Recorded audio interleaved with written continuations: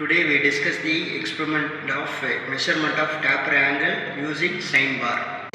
Aim of this experiment to measure the taper angle of given specimen using sine bar.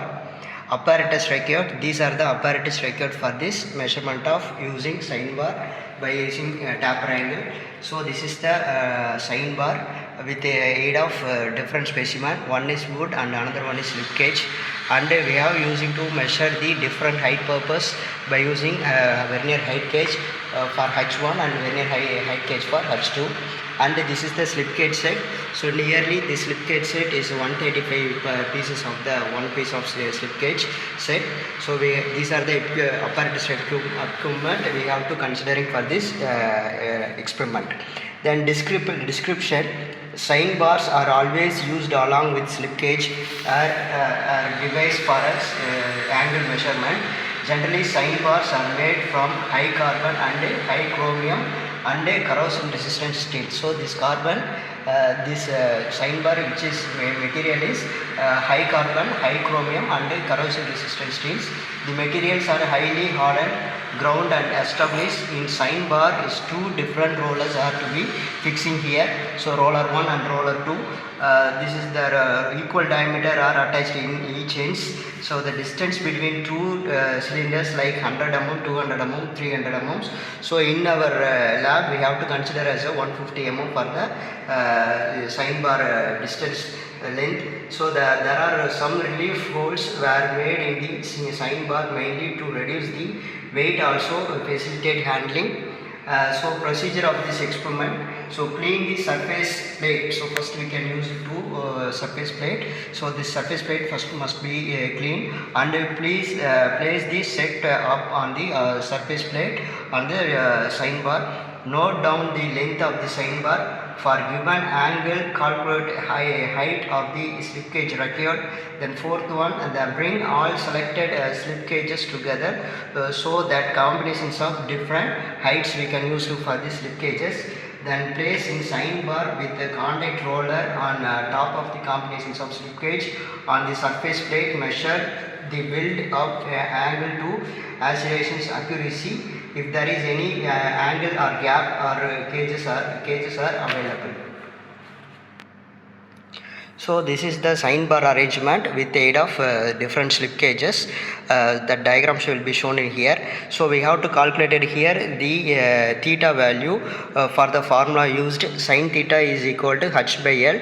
So theta equal to inverse of h by L. So this is the formula we have to calculate for the theta, taper angle of the slip gauges. So where we are using here, so that theta is equal to taper angle of the workpiece, and height is height of the assembled slip gauge. Then L where length of the sine bar. So here h where it is required the slip gauge combination in the mm. L is shaping between the rollers in mm. So tabulation of this experiment. So serial number, the length of the bar, that is standard length. Then vernier height gauge reading, so h1 and h2. Then different in h1 and h2. Then taper angle of degree in theta in notation. Then components we have used in two different components. One is wood and another one is slip gauge. So these are the setup arrangements by using the sine bar. So here we can fix it with the one wood for component 1. So above that we can aided for the attached for the sine bar. So we can again we can fix from that both side. So from low which is an h2 and high which is 1 for h1 for the vernier height measurement. For the purpose we have to arrange it to be here. And also again we can same height we have to measure from the wood. We have to considering for the slip gauge. So this slip gauge's value is nearly 24.5 and another one is 5.5. So this is the height for similar for wood.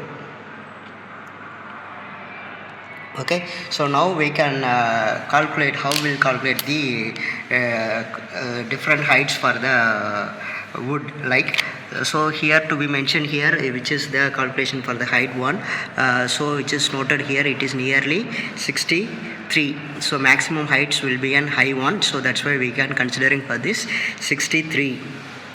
Okay, then another one we have to considering for this. Okay, so next one we have to considering for H2 value. So that H2 value it should be an 41. There will be noted as the maximum value are attained by the vernier caliper scale and main scale reading. So it is nearly to be noted as 41, right?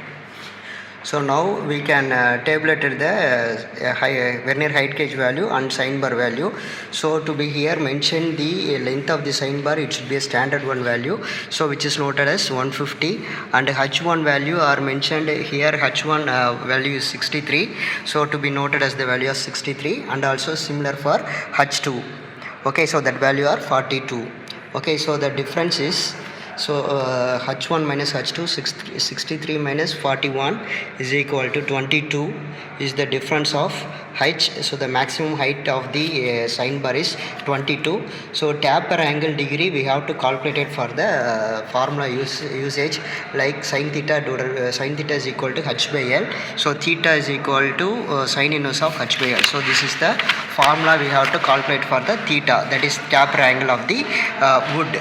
Okay, so like similarly we have to calculate for the model calculation. So sine theta is equal to H by L. So sine, it is inversely proportional, that's why sine inverse equal to H by L. So that theta value is equal to sine inverse. So the total value is the difference is 22 mm, and length of the sine bar is 150 mm. So we have to calculate this value, so which is calculated here, that is sine inverse, so divided by 22 by 150. So we can get the value is 8.44. So we can value we have to modify by the thetas, that is shift and theta 8.26. So this is the final wood for the taper angle value. So the result, so we can calculate it finally. The taper angle of the given workpiece are determined using sine bar, and also the taper angle component 1 and taper angle component 2. So okay, so we are calculated here is the taper angle 1. We are calculated for the similar distance for the calculation for the taper 2. Okay, so this is the end of the calculations we have to calculate it by the sine bar. That's it.